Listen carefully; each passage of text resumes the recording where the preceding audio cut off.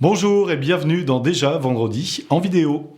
Ce mois-ci, nous vous proposons la question suivante. Pourquoi faut-il peser de tout son poids face à son manager avant qu'il prenne une décision importante? Nous vous proposons 3 réponses possibles. Parce que ma conviction est le seul vrai outil de décision de mon manager. Parce qu'il ne faut pas se laisser faire. Et enfin parce qu'il faut combattre la grossophobie. 3 secondes de réflexion. La réponse à cette question est celle qui évoquait la conviction, soit la proposition numéro 1. Alors, pour expliquer cette réponse, il faut prendre un petit peu de recul et s'interroger sur le processus de décision d'un manager de direction. Un manager de direction n'a qu'une vision très partielle de la réalité. L'essentiel des informations qu'il a sur le terrain, sur la réalité, lui viennent des remontées du management intermédiaire. Et généralement, le management intermédiaire, lorsqu'il s'exprime auprès de sa direction, remonte les manques. Bref, il y a souvent un inventaire de Prévert de tout ce qu'il faudrait combler pour que les choses se passent un peu mieux. Plus de moyens, plus de recrutement, etc., etc.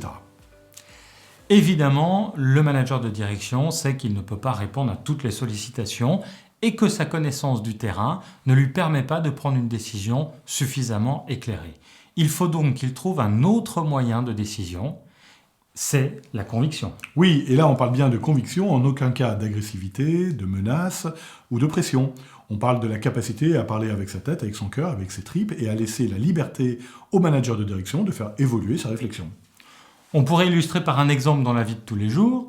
Imaginez que vous soyez parent, père ou mère, de 2 enfants, et à un moment, un des enfants arrive dans la maison pour vous dire que son petit frère s'est fait mal. Il peut le faire de 2 façons. La première, c'est vous dire « Maman, papa, mon petit frère s'est encore fait mal ». Et là, évidemment, en entendant ce « encore fait mal », on n'est pas très inquiet, et la seule chose que l'on veut dire, c'est « écoute, il a fait le crétin, il a un petit peu mal, laisse-nous regarder notre série télé ». Maintenant, si cet enfant, ce même enfant, arrive cette fois-ci en courant, en criant, bien avant de rentrer dans le salon, à ce moment-là, probablement, que va-t-il se passer ? Ce qui va se passer, c'est que vous allez sentir la conviction, et donc vous allez vous précipiter avant même qu'il ait terminé sa phrase. Voilà, donc c'est bien la conviction qui a engendré votre action. Et vous, qu'en pensez-vous? Bonne réflexion.